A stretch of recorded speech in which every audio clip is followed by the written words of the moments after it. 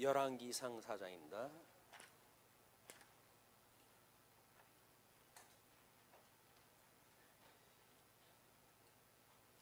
열왕기상 4장. 솔로몬 왕이 온 이스라엘의 왕이 되었고 그의 신하들은 이러하니라.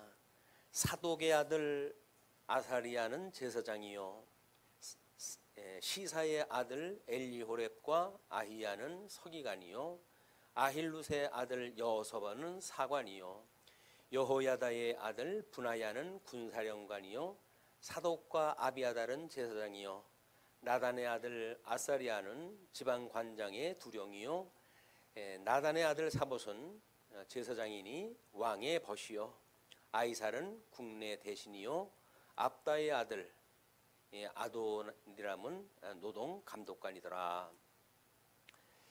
사장의 내용은 솔로몬 왕의 번영입니다.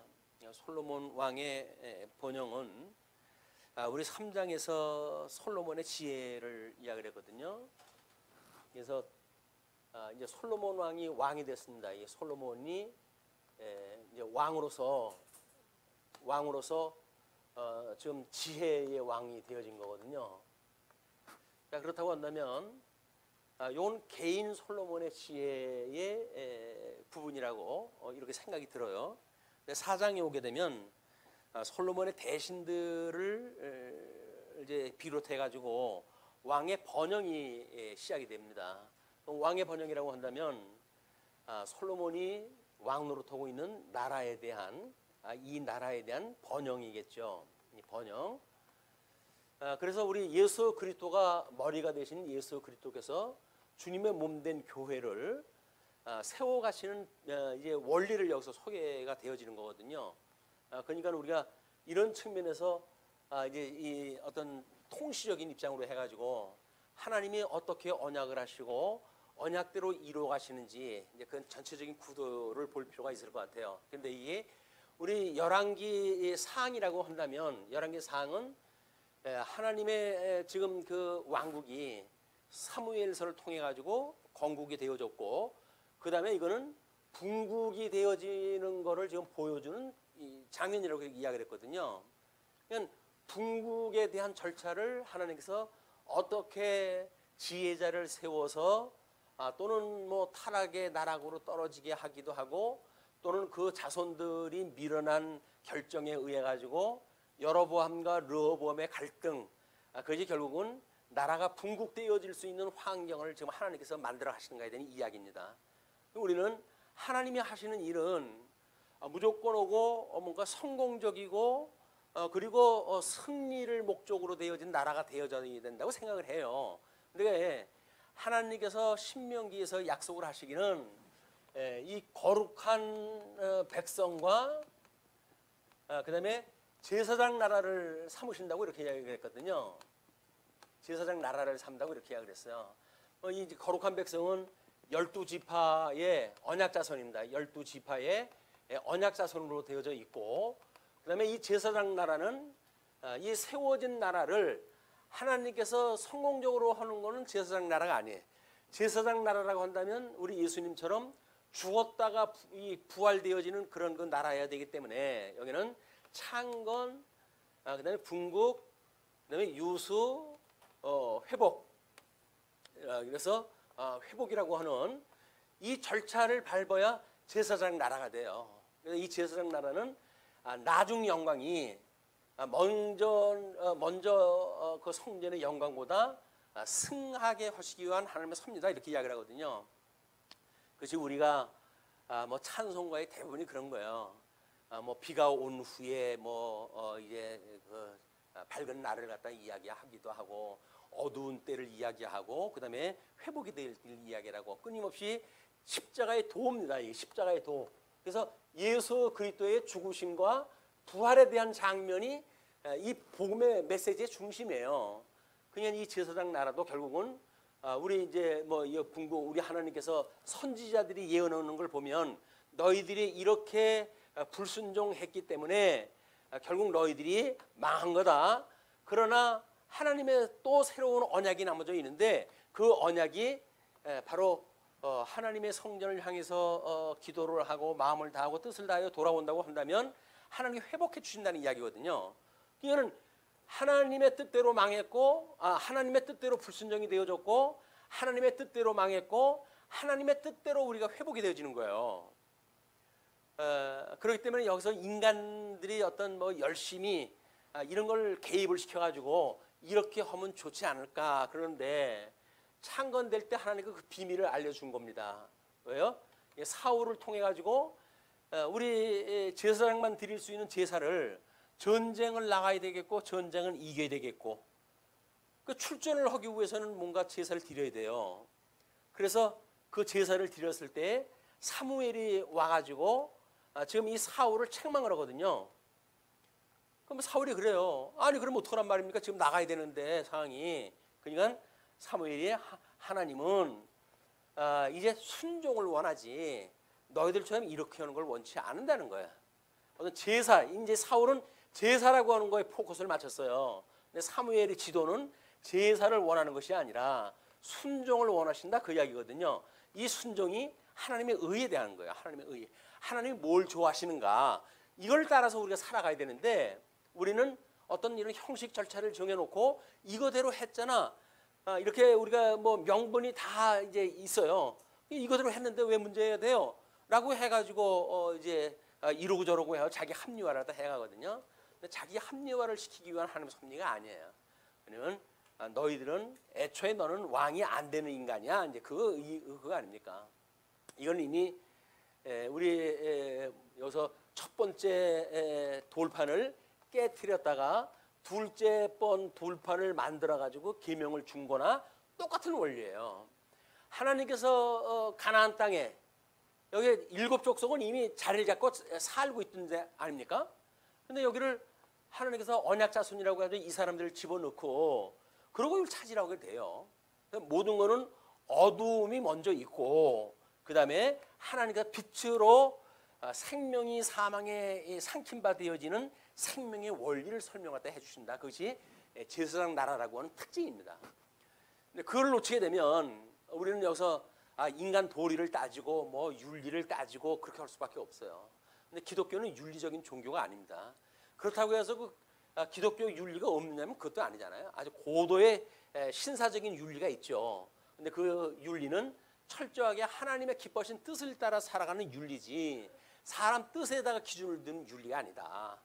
그래서 이 기독교가 어떤 끈끈하게 인정이라든지 이런 게 얽혀가지고 돌아가게 되어지는 게 아니라 냉철하게 하나님의 선하신 뜻이 무엇냐라고 하는 거에 우선 판결을 짓는 거예요. 그런데 사람들은 이 어두움에서 우리가 길들여진 게 뭐냐면 좋은 게 좋은 거 아니야? 그거예요. 좋은 게 좋은 거 아니야?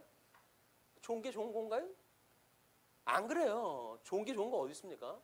근데 우리는 그냥 살다가 보니까 아유, 그게 뭐 각 세워가지고 뭐 아유 골치 아프게 그럴 건 뭐 있어. 좋은 대로 그냥 좋은 거대로 하는 거지. 좋은 게 좋은 거라고 생각하다 하는 거거든요. 그렇지 않은데도 불구하고 우리가 이 진리에 대한 열정 이것이 없을 때에는 그냥 좋은 게 좋은 거예요. 어둠의 뭐 사자들이 우리를 끌고 가면 아유 하나님의 뜻인데 끌고 가면 끌려가는 거지 뭐 그러고 가는 거야. 그런데 뜻을 분별하게 되면 이건 아니잖아 라고 해도 죽음을 각오하게 되어지는 마음이 생기는 거거든요. 하나님의 뜻이면 이기게 하시겠지 설마 죽게 하시겠어? 막 이런 걸 가지고 우리 믿음으로 이제 이걸 살아가게 되는데 그렇지를 않고 좋은 게 좋다.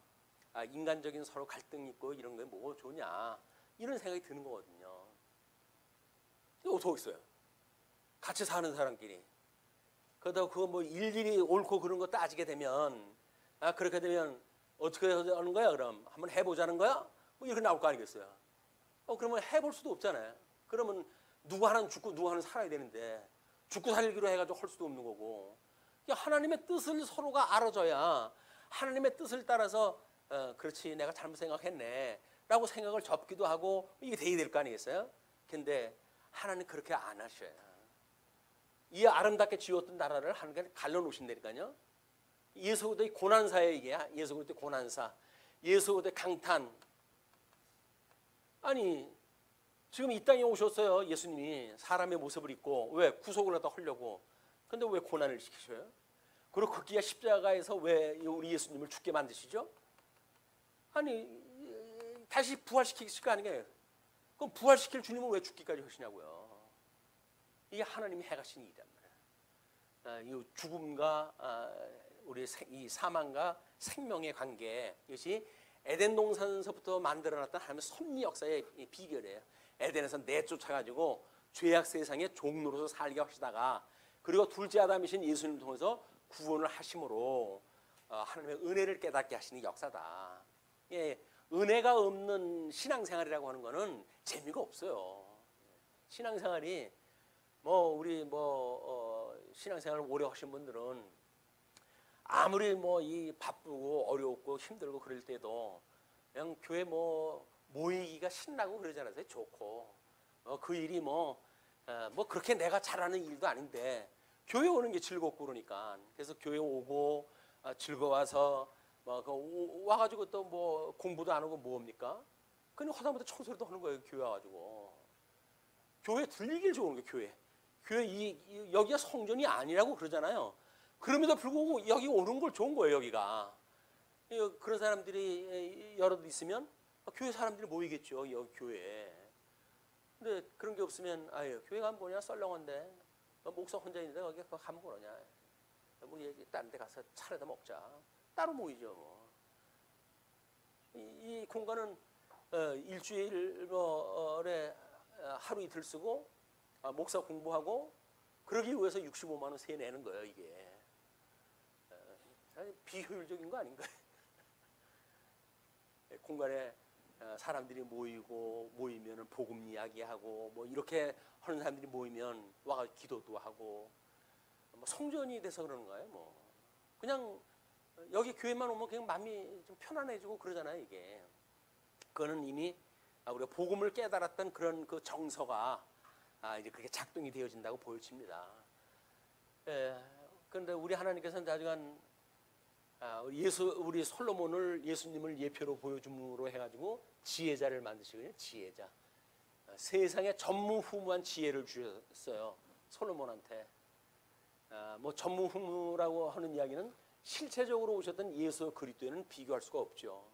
그리고 하나님께서 하나님의 형상을 따라 만들었던 실체적으로 만들었던 아담하고 비교가 안 되죠. 그러나 이건 실체적인 그 존재들은 이미 망했고 이거는 이제 세상에 내쫓겨서 망했잖아요. 예수 그때는 아직 오진 않았잖아요. 그러니까 전무후무한 지혜자예요. 이제 솔로몬은 예수님이 오시기 전까지는 지혜자예요. 아담 이후에 최고의 지혜자일 수가 있겠죠. 그 지혜를 주셨는데 개인 재판 하나 해가지고 지금 소문이 난 거 아닙니까? 세상 만방에 소문이 나고 야, 대단하더라 지혜가. 그래가지고 세상 사람들이 몰려들기 시작을 하잖아요.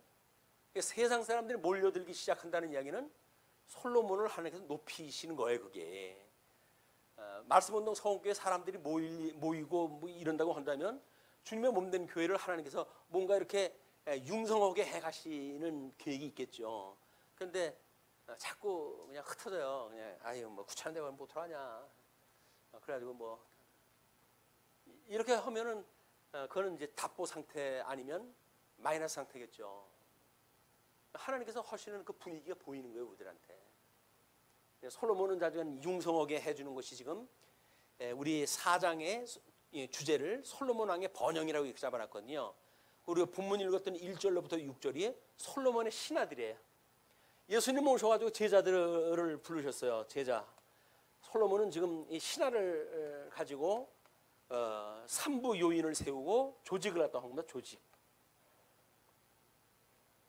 예수 그리스도에 의해서 12명이 지금 조직이 되어진 거 아니에요? 2명씩 짝을 져가지고 전도도 보내고 이렇게 되어졌는데, 지금 실체적으로 어떤 예수님을 예표적으로 보여주는 사건이기 때문에 선민국가의 조직은 실제 주님의 몸된 교회의 조직을 예표로서의 모형과 그림자로 보여주는 그런 내용들이다. 이렇게 보시면 틀림이 없습니다. 자, 그리고 이제 7절에서 19절을 보시게 되면 왕실의 식량을 공급하는 관리들이 소개가 되어져요. 솔로몬이 또 온 이스라엘의 12지방 관장을 두매. 12지방 관장, 이 지방 관장은 지금 뭐 우리로 이야기를 하면 이게 지자체장이 되겠죠. 지자체장.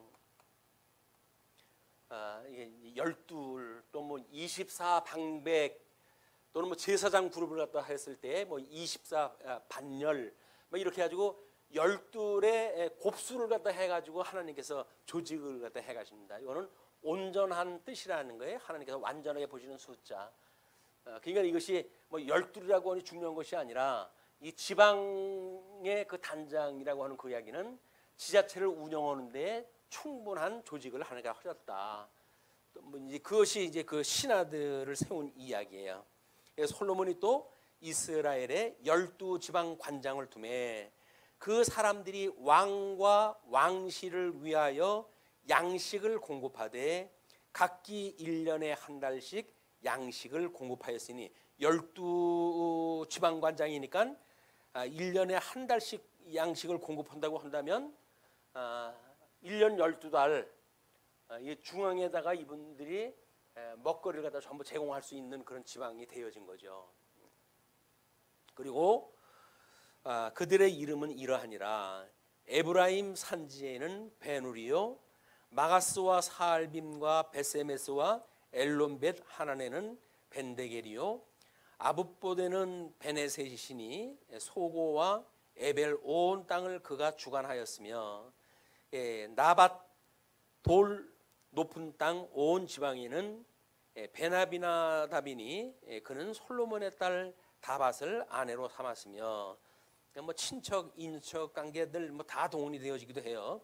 다낙과 무기또와 이스라엘 아래 사르단가에 있는 베스안 온 땅은 아힐루스의 아들 바하나가 맡았으니 베스안에서부터 아벨 무홀라에 이르고 용루함 바깥까지 미쳤으며 길르앗 라모에는 벤게벨이니 그는 길르앗에 있는 므낫세의 아들 야일의 모든 마을을 주관하였고 또 바산 아르곱 땅의 성벽과 높이장 있는 60개의 큰 성읍을 주관하였으며 마하나임에는 이또의 아들 아히나답이요 납달리에는 아히마스이니 그는 솔로몬의 딸 바스맛을 아내로 삼았으며 아셀과 아롯에는 후세의 아들 바하나요 이사갈에는 바루아의 아들 여호사밧이요 베냐민에는 엘라의 아들 심무이요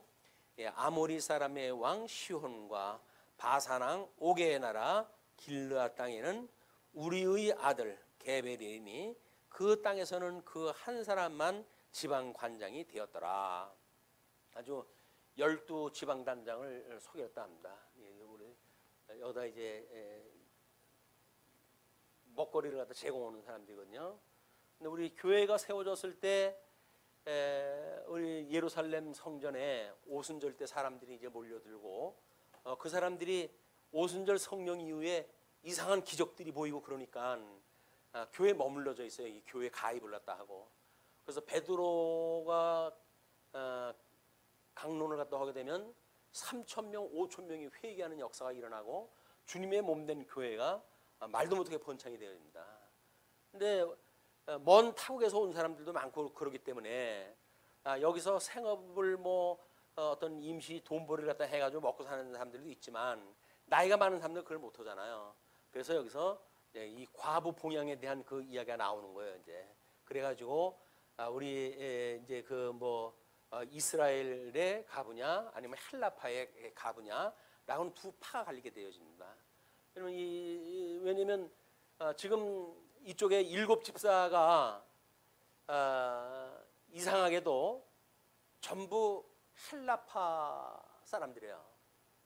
외지에서 온 사람들이 추측이 돼가지고 이제 7 집사가 뽑혔는데 그는 헬라파의 사람들이 많았나 아니면 하나님께서 이방으로 이제 이 전파가 되게 되니까 이 사람들은 여기 있다가 전부 뿔뿔이 흩어져가지고 이제 가야 될 사람들 아닙니까?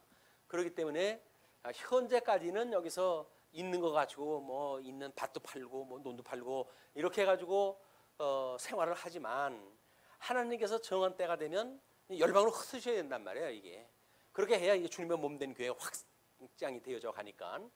그러기 위해 가지고 헬라파의 7명의 집사를 선출을 해가지고 이 집사들이 이제 봉양을 하게 되어집니다.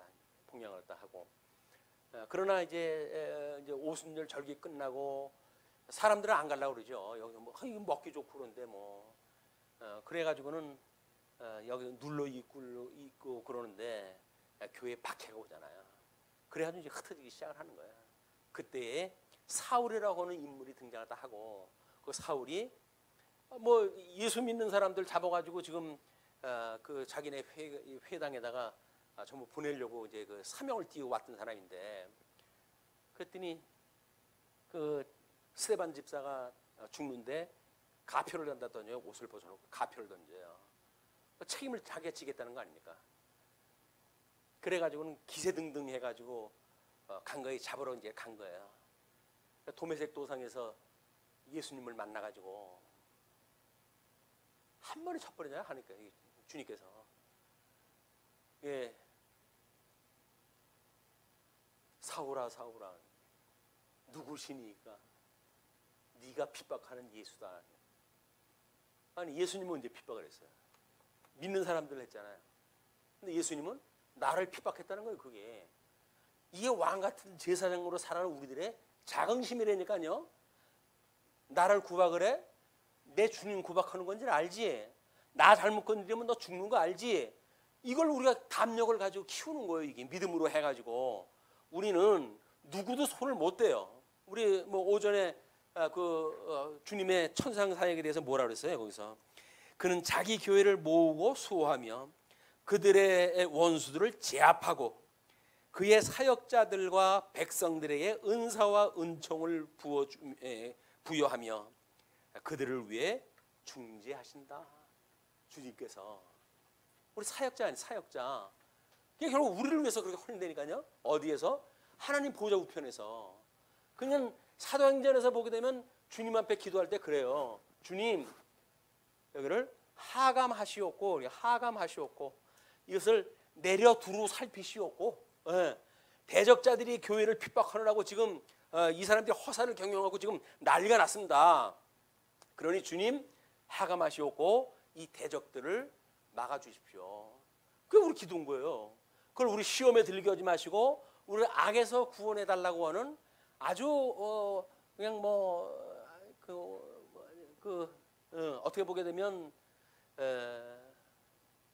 위기가 아닌 그런데 기도하는 모습처럼 보였지만 그거나 이 사람들이 기도하는 내용이나 똑같은 거예요. 여기서 건져달라는 거 아닙니까 지금? 이 대적자들 앞에서 구해달라는 거 아니겠어요?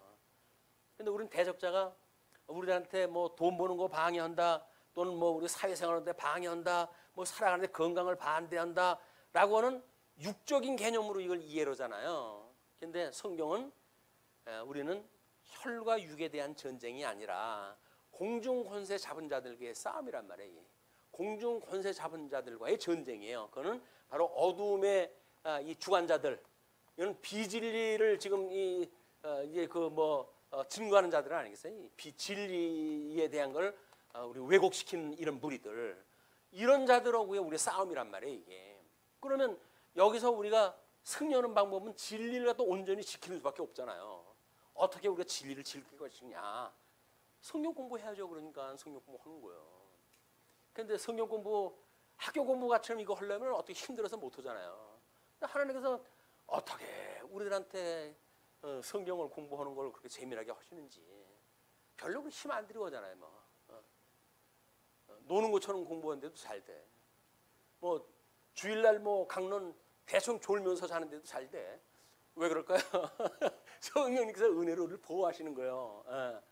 뭐 자는데도 진리 깨닫게 하시는데 뭘로만 교회 와서 이 자리 그냥 앉아 있다고 하는 것만 가지고도 주님께서 그래 내가 네 마음을 안다. 그래가지고 우리한테 깨달음을 주셔요. 내대로 졸다가 배란가 하나님 말씀을 충격적으로 듣고 깨닫고 그래? 하나님이 그러시구나. 그래가지고 은혜를 깨달아요. 순간이죠. 은혜 깨닫는 건 순간이에요.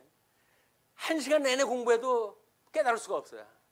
그런데 우리 주님이 우리 때문에 지금 십자가에 돌아가셨어요 라고 하는 한마디 이야기를 하는데 그걸로 해가지고 그러게 말이에요 해가지고 눈물을 흘리고 콧물 짜고 그러고 문대니까요. 왜? 은혜에 감격해가지고. 진리라는 건 그런 겁니다. 진리는 연역적으로 뭐 다 알아가지고 되는 거 아니에요. 하나님께서 그걸 우리 뭐 시체말로 해야 되는 항큐라 그래요. 항큐. 당구 칠 때 한 방 해가지고 그렇게 하면은 이걸 그냥 깨달음이 와가지고 그래가지고 어떤 사람은 인생이 바뀌고 그러잖아요. 그걸로 해가지고 뭐 부흥했다면 가가지고 그러는 거 아니에요. 아무 은혜를 못 나누는 목사가 강론한데도 불구하고 거기서 그런 걸 깨달아가지고 인생이 바뀌고 주님의 몸된 교회를 사랑하는 마음이 생기고 이런 일들이 만들어지는 거예요. 왜? 예수님이 함께 일하시니까. 뭐 능력자 가지고 하나님께서 같이 하시나요? 안 그래요.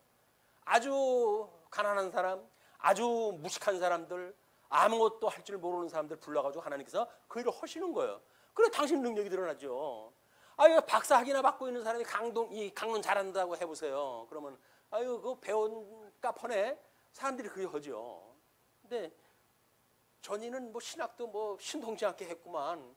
뭐 이렇게 하는 건 뭐예요? 하나님의 은혜로 붙들어 주신다는 거예요. 이것이 조직화가 되어지고 한국의 기독교가 들어온 지가 제법 돼서 뭐 교회를 갖다가 하려면은 정상적으로 뭐 신학교를 나와가지고 어떻게 돼야 되고 이렇게 돼야 된다고 하지만 옛날서부터 그렇게 해가지고 목회한 사람들이 없어요. 그렇게 제도화 될 때는 싹군들만 모이게 되는 겁니다. 그게 정말 말씀이 좋아서 말씀의 그런 은사를 받아서 가르치기를 좋아하고 연구하기를 기뻐하고 그런 사람들이 일을 하는 거야. 빚도 없이 그냥 그렇게 일을 하는 거야. 하나님과 확신이 일이니까요. 그걸 누가 말려요? 말릴 수가 없이. 자, 그렇게 해서 이제 20절로부터 솔로몬 왕국의 번영이 소개가 되어집니다. 솔로몬 왕국의 번영. 유다와 이스라엘의 인구가 바닷가의 모래같이 많게 되며 먹고 마시며 즐거워하였으며 사도 바울이 강론을 갖다 하니까 3,000명, 5,000명의 회개의 역사가 일어나고 이거는 하나님께서 나라를 굳게 세우실 때 나타나는 현상이거든요. 왜냐하면 번영을 시켜야 되니까 번영을 시켜야 된다고 한다면 속히 그 일을 이루어져야 돼요. 그렇기 때문에 우리처럼 10년이 되는데도 불구하고 그 자리에요 라고 하는 그 이야기는 뭐예요? 번영할 때가 아니다 그 이야기예요. 너희들은 진리 지키고 그렇게 해서 그거를 간직하는 걸로만 해줘서 너희들 사명 다 하는 거야 그 이야기거든요. 하나님께서 이스라엘 백성들을 우리 중간기에 400년 말라기 선지자 뒤에 400년이나 하나님께서 말씀을 갖다 안 주셔요. 그럼 이 400년 동안 하나님께서 무슨 일을 갖다 하셨을까요? 성경 이때까지 만들어졌던 모든 구약 성경, 이 구약 성경을 보존시키는 방법이었어요. 그래 뭐 이걸 70인용으로 번역을 갖다 하고 뭐 이렇게 해가지고 다른 말씀을 이 사람 섞지도 않잖아요. 거기서 뭐 여호와라고 하는 이름이 나오면 그 이름을 부르지도 않아. 그냥 하고 그냥 넘어가요. 이게 묵독을 갖다 하고 그럴 정도로 성경에 손을 못 대는 사람들이었어요. 그래서 이 진리가 지켜지는 겁니다. 그런데 지금 종교개혁이 일어나고 17세기, 18세기 과학이 발달하고 인간 이성이 발달하고 그러니까 어떻게 섭리가 돼가요? 아니 뭐 성경 지네들 말로 다 번역할 수가 있고 그런데 뭐 자기네들 그 이성적 그 두뇌를 가지고 성경을 이렇게 저렇게 변개를 시키는 거예요. 누가 말리나? 성경을 전도를 위해서 그렇게 한다는데. 근데 하나님께서는 제사를 원하는 것이 아니라 순종을 원하는 거거든요. 말씀의 진리를 갖다 지키는 거가 중요한 거지. 그를 전도를 위해 가지고 변개시킨다고 해가지고 지맛대로 번역을 갖다 해버리고 이런 걸 원하는 게 아니에요. 그래서 진리는 표준 그 교리라고 하는 장로 교회는 그걸 가지고 지금 종교 개혁이 일어나고 그리고 웨스트민스터 신앙 고백을 우리가 기록된 지가 1647년도거든요. 그러면 지금서부터 약 한 400년 전, 500년 전 이야기예요. 그때까지 자유주의 신학 뭐 해방신학 이런 걸로 해가지고 말도 못하게끔 신학이 지금 꼬여가고 있잖아요. 엄청나게 꼬여가고 있어요. 근데 하나님께서는 성경신학을 우리한테 주셔가지고 그냥 웨스트민스터 신앙고백에다 근거를 둬가지고 이걸 유지하게끔 하나님께서 여기 우리를 인도하시기 위해서 500년의 세월이 흐른 겁니다. 그 500년 끝자락에 우리가 지금 서 있는 거예요. 그리고 주님의 그 사역을 우리한테 사명감으로 이해를 하고 그래서 성경신학적인 이거 하나님의 그 말씀을 지금 완성을 해가는 그런 그 가운데 있는 겁니다. 우리들의 이 현재 역사적 위치는 보통 일이 아니에요. 이게 보통 일이 아니에요. 뭐 그런 그 지금 G2라고 하는 것 때문에 지금 저는 중국은 뭐 깨진다고 하는 사람들이 꽤나 많습니다. 그리고 미국에게 맞서가지고 살아난 제국이 없어요. 아직은 미국이 제국한 되어진 이후로는 그렇게 되면 뭐 홍콩에 미국이 모든 자본 다 빼가고 그러면 홍콩 빈 껍데기만 남는 거예요. 그러면 그 지금 뭐 그 코로나의 주범이라는 거 아닙니까? 유럽 사람들이 다 지금 그렇게 손해배상 하고 그러는데 뭐 수백 조가 변상을 갖다 지금 제시를 하고 그래요. 중국 경제 거품이거든요. 이거 언제 망할지 모르는 거예요. 뭐 옛날처럼 총칼로 싸우는 것도 아니에요. 이제 경제 무너지기 시작하면 잠깐 새에 중국은 깨집니다. 러시아 깨져가지고 이거 러시아 연방이 소비에트 연방이 깨져가지고 뭐 몇 개 나라로 됐잖아요. 중국 경제 사정으로 해서 깨지게 되면 뭐 다른 데는 어떻게 뭐 될는지 모르겠지만 적어도 만주벌판은 우리가 가져야 되는 거 아닙니까? 우리 이북하고 해가지고 왜 그게 우리 청소년들이 그렇게 꿈에 그렸던 발해 아닙니까? 발해. 그것이 아마 하나님께서 우리에게 주었던 영타라고 보여집니다. 그렇다고 한다면 그런 뭐 대망의 이렇게 아름다운 청사진을 그려놓고 뭐 땅덩어리 넓어야 복음 증거하냐? 뭐 그렇게 이야기할 수도 있겠죠. 그러나 여전히 국력은 하나님께서 쓰시는 일들이에요. 부하게 하시는 번영을 하기 위해 가지고는 쓰시는 그런 그 자료이기 때문에 우리한테 만약에 그런 기회를 주신다고 한다면 뭐 그래서 우리 남북이 통일이 되어지고 만주까지 해서 땅덩어리 차지하고 그래서 국가적인 세계적으로 지도자의 국가가 명실상부 되어진다고 한다면 그러면 그 힘 가지고 뭘 합니까? 하나님께서 진리 전승원도 쓰시겠죠. 그때까지 이제 우리가 이 일을 갖다 하는 거예요. 너무 기쁜 일 아닌가요? 우리가 뭔데 하나님께 이렇게 이런 일을 뭐 이렇게까지 하나님께서 근데 그런 그림이 그려져요. 그리고 만약에 이제 중국이 해산되면 미국은 지도자 역할 끝납니다. 우리 뭐 유럽하고의 그런 지금 갈등도 있고 뭐 독일하고의 그런 갈등이라든지 뭐 이런 걸로 해가지고 그러니까 어떤 그 연구하는 사람은 그러더라고요. 그럼 왜 한국을 갖다 끼냐? G7에다 왜 한국을 끼려고 그러냐? 근데 트럼프가 재선을 해야 되겠고 그렇다고 한다면 깡패처럼 보이잖아요. 지금 완전히 뭐 연합에 들어갔다가 안 해나 다 뭐 자기네 지 맘대로 막 해쳐버리고 그러니까. 근데 가만히 보면 한국이 모험생으로 지금 세계 지도자들이 여기 있잖아요. 그러면 그래도 내 친구 중에 이런 모범적인 친구가 있어 라고 하는 과시를 할 필요가 있다는 거예요. 그래서 한국을 넣어야 된대. 그래야 다른 사람들이 봤을 때 그래? 한국도 들어온다고? 그럼 우리도 해야 되나? 이래가지고 그림이 그려진다는 거예요. 소설인지 뭔지는 모르겠어요. 그러나 기대 심리가 이제 돼요. 왜? 한국이 뭔가 지도자가 되어지는 거는 지금까지는 현주소적으로 맞잖아요. 그래가지고 뭐 정상들이 뭐 연락을 갖다 하고 또 뭐 어떻게 해가지고 우리한테 조금 그 뭐 전쟁에 도와줬던 사람들 이런 사람들한테는 지원을 갖다 해줘가지고 대한민국은 의리가 있는 사람들이라고 그래가지고 그냥 칭찬이 하늘을 찔러요 지금. 이 세상 사람들이 이 대한민국이 이게 뭔 일이냐 도대체. 우리 6.25가 나가지고 전부 굶어 죽던 사람들이 이 하루아침에 이게 웬일이냐. 아마 이때를 위해 가지고 한류 바람을 하는 게 일으키셨고 준비를 갖다 해가신 것이 아닌가. 그렇지 않고 이 그림이 그려지질 않습니다. 왜 이렇게 여러 가지로 해가지고 한국이 돋보이기 시작을 하고 이렇게 오는 거예요. 그럴 이유가 뭐가 있어요?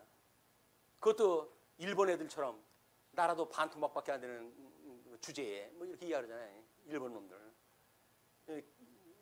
지네들 속국이 있던 대한민국이 자기네들보다 더 잘 나가니까 요즘 배가 아파가지고 그리고 지 인기는 자꾸 떨어지고 그래서 한국이 임대로 이제 자꾸 공격을 해대고 그래요. 그러니까 우리나라 뭐 독도에서 훈련 좀 했더니 유감을 표한다고 뭐. 아니 우리 땅에서 우리가 연습을 하는데 지가 왜 유감을 표해? 지네 땅이라는 거예요 애들이.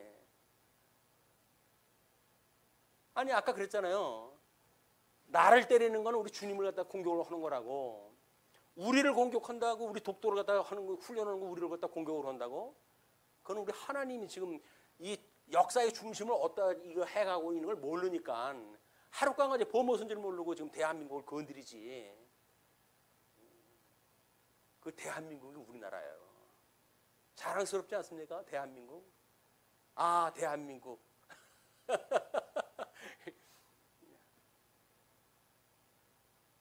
하나님 말씀은 우리처럼 이렇게 보존되어져 있는 게 세계에 없어요. 잘난 사람들이 많아가지고 전부 뒤죽박죽을 만들어놨고 우리나라만이 그래도 이 전통 보수를 중심으로 해가지고 성경은 무한 말씀이다. 그걸 함부로 손대면 안 돼. 라고 해가지고 지네들 마음대로 번역하는 거 못하게 만들고 지키는 거예요. 그걸 지켜야 돼요. 그리고 그 말씀마다 지키는 그것이 표준교리라고 하는 그거를 이건 우리 장로교회 표준교리야. 이거는 변개시키면 안 돼. 그렇게 이야기를 해요. 잘 나가는 사람들은 에이 이거 다 사문화됐어. 다른 사람 써먹지도 못하는 거 그걸 가지고 지금까지 붙들고 있어. 라고 이야기하는데 그렇지는 않습니다. 하나님께서 400년 동안 지키게 한 걸로 해가지고 결국은 예수님이 오셔가지고 이거 가지고 당신이 그리스도라고 하는 걸 증거하거든요.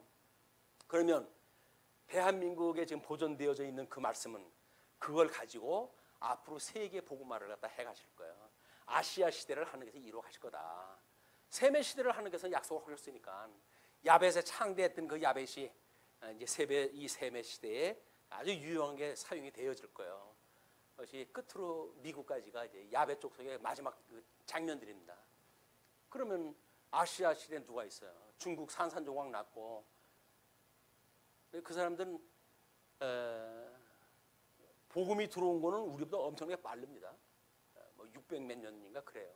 들어온 게. 그렇게 들어왔는데 그동안 이제 뭐 공산화가 되어지고 이렇게 하는 바람에 완전히 이제 지하에 묻히고 그랬었는데 그러나 그렇게 해놓은 게 왜 그래요? 우리나라 사람들이 정상적인 복음을 가지고 들어가게 되면 다 그게 토양이거든요. 복음을 받아들일 토양들이에요. 지금 가짜들이 지금 들쳐가지고 한국의 이 싸구려 복음 가지고 들어갔기 때문에 중국의 이 동해변에 있는 그 교회들 그건 전부 가짜들로 점쳐졌어요. 전부 돈 받아먹고 이제 이런 거나 원하는 사람들로. 그러나 아직도 보이지 않는 곳에 숨어 있는 그런 이 복음의 씨앗이 떨어지게 되면 엄청난 번영을 갖다 일으킬 그런 밭을 우리 하나님께서 이미 지금서부터 1000년 전에 이미 하나님께서 다 만들어 놓으신 거예요. 그러면 이제 이 말씀만 우리가 씨앗으로 잘 만들어 놓으면 갖다 뿌리면 될 거 아닙니까? 그거에 뭐 우리 후손들이 하겠죠. 우리는 지금 이 말씀을 가다듬고 정리하는데 우리가 가치를 가지고 진짜 귀하다. 이 시대에 정말 하나님께서 해가신 이다. 라는 사명감을 가지시고 행복한 마음으로 했으면 좋겠어요. 하나님께서 그런 길을 주실 거라고 믿어져요. 자꾸 그런 그 세계가 보여지고 그렇다고 해서 뭐 계시 주신 건 아닙니다. 그런데 유다와 이스라엘의 인구가 바닷가의 모래같이 많게 되매 먹고 마시며 즐거워하였으며, 바닷가의 모래 같대요. 바닷가의 모래. 솔로몬이 그 강가에서부터 블레셋 사람의 땅에 이르기까지와 애굽 지경에 미치기까지의 모든 나라를 다스림으로 솔로몬이 사는 동안에 그 나라들이 조공을 바쳐 섬겼더라. 조공이라는 이야기는 뭐죠? 나는 당신의 종입니다. 그런 그 이야기예요. 나는 당신의 종입니다. 그러니까 우리 주님의 몸된 교회 생활도 하면서 뭐 재정적으로, 사회적으로 또는 정치적으로 나는 당신의 종이에요 라고 우리가 굽히고 들어간다는 일은 나는 그리스도의 종이 아니라 당신의 종입니다 한다는 이야기예요. 왕 같은 제사장이라고 하는 우리의 자긍심을 가지고 신앙생활 해야지. 조금 영향력 있다고 해가지고 나는 당신의 종이에요 달랑달랑 이렇게 하는 거 아니에요. 신앙생활은. 그래서 주님의 몸된 교회를 우리가 사랑한다는 이야기는 이런 개인과의 관계를 어떻게 해석을 하고 살아가는가 중요한 우리에게 해석이 필요하다. 그렇기 때문에 솔로몬의 하루의 음식물은 가는 밀가루가 30고루요, 굵은 밀가루가 60고루요, 살진 소가 10마리요, 초장의 소가 20마리요, 양이 100마리이며 그 외에 수사슴과 노루와 암사슴과 살찐 새들이었더라. 솔로몬이 그 강 건너편을 딥사에서부터 가사까지 모두 그 강 건너편의 왕을 모두 다스림으로 그가 사방에 둘린 민족과 평화를 누렸으니 평화 정책을 써가지고 그 주변 국가에 공격할 수 있는 사람들을 전부 이제 이 친화 정책을 다 쓴 거예요. 솔로몬이 사는 동안에 유다와 이스라엘이 단에서부터 부엘세바에 이르기까지, 요거는 기억을 갖다 해두세요. 단에서부터 부엘세바까지, 요는 멸망할 때에도 요 두 단어 지역이 나옵니다. 어떻게 그들이 망하는지에 대한 그게 나오니까 단에서부터 부엘세바에 이르기까지 각기 포도나무 아래와 무화과나무 아래에서 평안히 살았더라. 에덴 동산이 그려지지 않습니까? 에덴 동산이. 그러면 지금 우리는 여기서 이 포도나무와 무화과나무 아래 살았다고 하는 그 입장을 현대적 의미로 해석을 한다고 한다면 뭘까요, 이게? 일용할 양식이 풍성한 그런 교회, 생명의 말씀이 넘치는 교회, 그걸로 인하여 내잔이 넘친다고 신앙 고백하는 성도들이 많은 교회, 그리고 하나님의 공의를 우리가 앞세워서 이것이 우리가 실망한 것이냐 아니냐를 분별할 수 있는 지혜자들의 거해져 있는 교회, 이것이 하나님께서 섭리하신 교회라고 보여집니다. 그리고 이제 26절 솔로몬의 병거의 말 외양간이 4만이요 마병이 12,000명이며, 근데 이거는 우리 모세오경에서 보게 되면 왕이 되는 자의 그런 그 결격 사유를 쭉 이야기를 하면서 말을 많이 두지 말라고 이야기를 했어요. 말을 많이 둔다는 이야기는 전쟁을 즐기는 일일 테고, 그렇게 해가지고 결국은 하나님 망해 가시는 일이거든요. 그런데 솔로몬은 아마 그랬을 거예요. 아니, 내 아들 때 가가지고 그님이 알아서 하겠지. 내 때나 잘 되면 되지 뭐. 이렇게 생각을 했던 것 같아요. 그러니까는 그 모세오경에서 끝없이 너희 후손에게 가르쳐라, 가르쳐라. 일어서 있거나 앉을 때나 끊임없이 자녀들에게 가르치라 이렇게 이야기를 했거든요. 얼마나 안 가르쳤으면 자기 아버지 죽자 깽판을 놔버릴 거예요. 제대로 교육이 안 된 거예요. 그래서 그 지방 관장들은 각각 자기가 맡은 말에 솔로몬 왕과 왕의 상에 참여하는 모든 자를 위하여 먹을 것을 공급하여 부족함이 없게 하였으며, 또 그들이 각기 직무를 따라 말과 준마에게 먹일 보리와 꿀을 그 말들이 있는 곳으로 가져왔더라. 28절까지 그렇게 되고, 그 아래 거에 뭐 하나가 지어지는데 29절서부터 이제 34절까지의 이야기입니다. 하나님이 솔로몬에게 지혜와 총명을 심히 많이 주시고 또 넓은 마음을 주시되 바닷가의 모래같이 하시니. 아까 백성들이 얼마나 번성했다 그랬어요? 바닷가의 모래같이 번성이 됐대요. 그런데 지금 솔로몬의 마음이 얼마나 돼요? 그의 마음을 넓은 마음을 주셨는데 그게 바닷가에 모래같이 흘렀대요. 그 이야기는 뭐예요? 이 솔로몬의 주신 지혜만큼이나 백성들이 그 영향권에 있을 수가 있고 솔로몬이 이 그릇만큼 나라가 되어진다는 겁니다. 결국은 우리 예수 그리스도의 장성한 하나님의 나라는 예수님이 예정한 사람들로 해가지고 이거는 살 거예요. 그 이상도 안 되죠. 그 이하도 안 됩니다. 이거는 예수님이 예정했던 것만 되어지는 거예요. 그것이 요한계시록에서 14만 4천 명이라고 하는 수치라도 보여준 겁니다.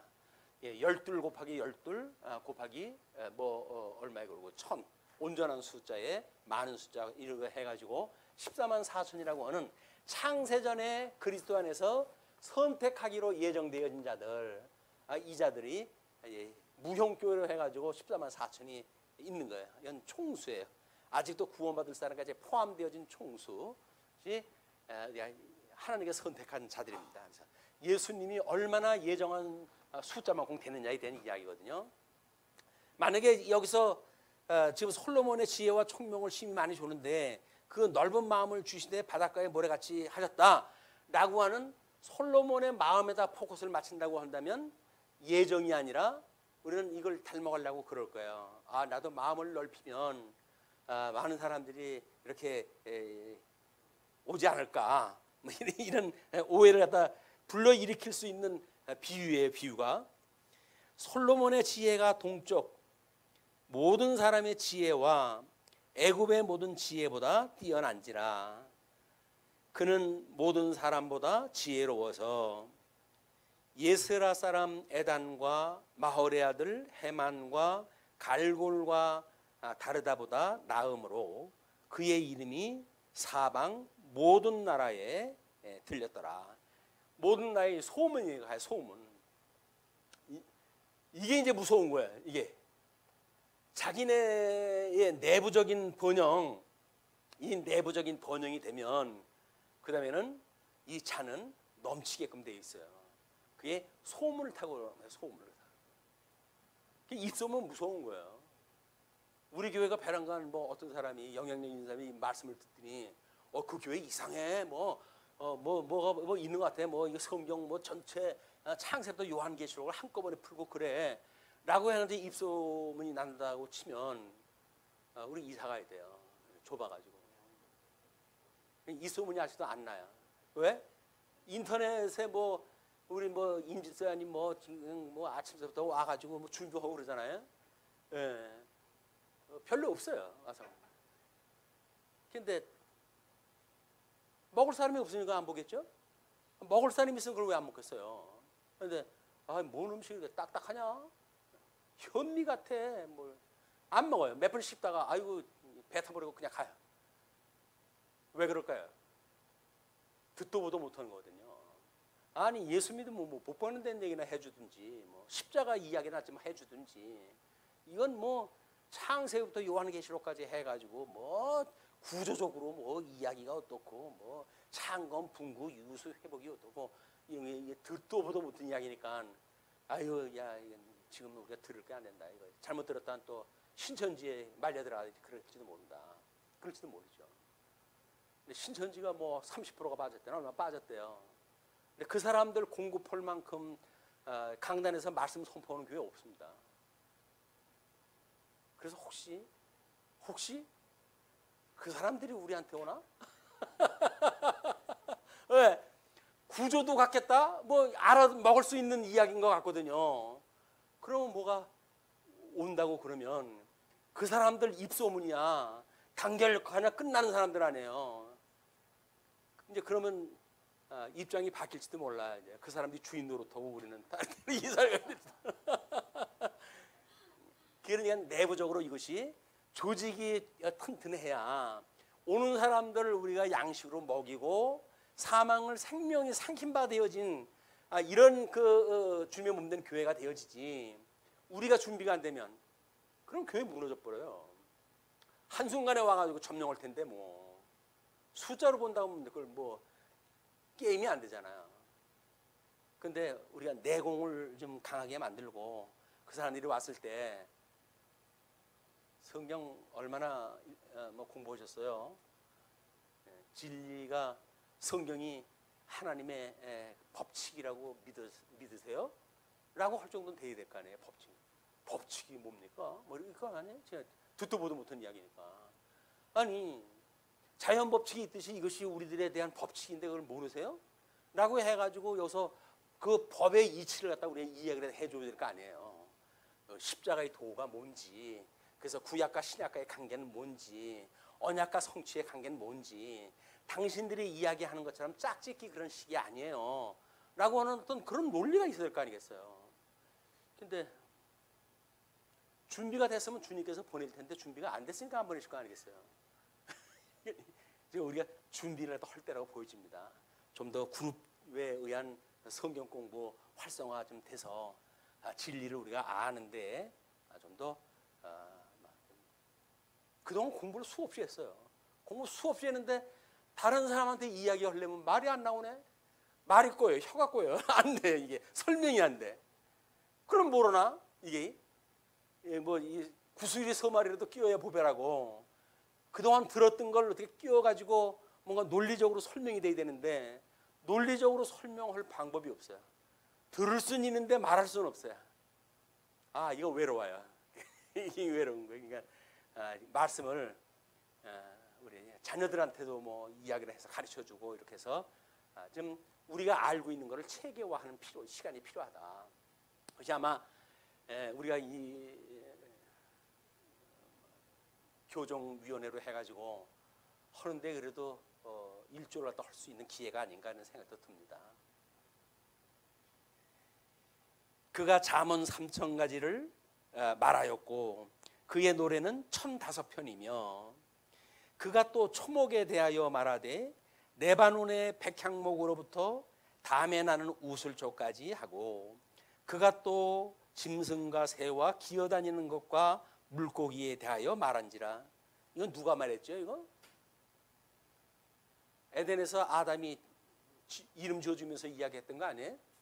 지혜가 사람들이 솔로몬의 지혜를 들으러 왔으니 이는 그의 지혜의 소문을 들은 천하 모든 왕들이 보낸 자들이더라. 그래서 결국은 에덴 동산의 아담의 지혜처럼 솔로몬을 하나님의 지혜를 주셨다는 이야기는 장차 둘째 아담이신 예수님을 통해 가지고 완성을 갖다 하실 참 지혜에 대한 것을 보여주는 그림입니다. 이거는 이루어질 수밖에 없겠죠. 예표적으로 보여주는 이니까. 그래서 이렇게 만들어지는 역사가 하나님께서 지금 번영을 해가는 거예요. 왜? 우리는 지금 양쪽 가리 3번까지가 선민국가의 분국 배경에 대한 이야기 아니에요. 분국 배경이라니. 창건이 돼야 분국을 하지. 창건도 안 된 걸 그 분국이에요. 창건이라고 하는 그 이름인데 다른 이름으로 그걸 뭐라 그러냐면 분국의 배경이다 이야기를 하는 겁니다. 창건되자마자 분국돼야 돼요. 그러니까 그 다음 때에 르호봄이라고 하는 망나니 아들 때문에 결국은 나라가 두 쪽이 되어지고 그걸 위해 가지고 여로보암이라고 하는 그 사람을 애굽에서 집어넣어서 훈련을 가지고 시켰다가 끌어들여 가지고 이제 나라를 쪼개시는 일을 하거든요. 이 얼마나 적극적인 하나님의 섭리입니까? 하나님의 나라를 쪼개는 하나님의 이 적극적인 사역을 우리가 볼 거예요. 어디까지? 예수님이 십자가에 못 박아 죽으신 데까지 하나님께서 우리한테 그걸 보여주실 겁니다. 내가 보여줄 표적 중에 제일 큰 표적이야. 요나의 표적밖에 내가 너한테 보여줄 게 없어. 예수 그때 죽으심의 장면을 역사의 이야기를 우리한테 들려주신단 말이에요. 그 역사 이야기를 통해 가지고 십자가의 도를 깨달을 수 있는 그런 기회가 됐으면 좋겠습니다. 기도하시죠. 자비로우신 우리 하나님 아버지 은혜를 감사합니다. 참 저희들이 무엇이간데 은혜의 장종 아래 붙들어 주시고 그리고 우리 마음에 할례를 받게 해서 우리 주 예수 그리스도를 마음에 담고 살아가게 하시는지 하나님 감사합니다. 우리들 그 예수님 믿는 그런 재미가 있게 해 주시기를 빕니다. 그러므로 주님의 몸된 교회를 저희 즐거이 봉사하고 섬기는 이런 그 성도들의 삶이 되어져서 주님의 몸된 교회에 성도들을 모이기를 힘쓰고 함께 만나기를 기뻐하는 또 진리와 함께 기뻐하는 사랑하는 관계가 되어질 수 있는 이런 우리가 될 수 있도록 주님 늘 함께하여 주옵소서. 때가 매우 어둡습니다. 이때에 더욱 진리로 무장하게 하시고 그리고 우리 그 무장되어진 진리를 오고 오는 세대에 전승할 수 있도록 늘 지혜와 총명을 허락하여 주옵소서. 예, 흩어져 있는 한 주 동안도 은혜의 장중 아래 두시옵기를 비옵고 우리를 구원하신 우리 주 예수 그리스도의 이름으로 기도하옵나이다. 아멘. 하늘에 계신 우리 아버지여, 이름이 거룩히 여김을 받으시오며 나라가 임하시오며 뜻이 하늘에서 이루어진 것 같이 땅에서도 이루어지이다. 오늘 우리에게 일용할 양식을 주시옵고 우리가 우리에게 죄 지은 자를 사하여 준 것 같이 우리의 죄를 사하여 주시옵고 우리를 시험에 들게 하지 마시옵고 다만 악에서 구하시옵소서. 나라와 권세와 영광이 아버지께 영원히 싸움나이다. 아멘. 예,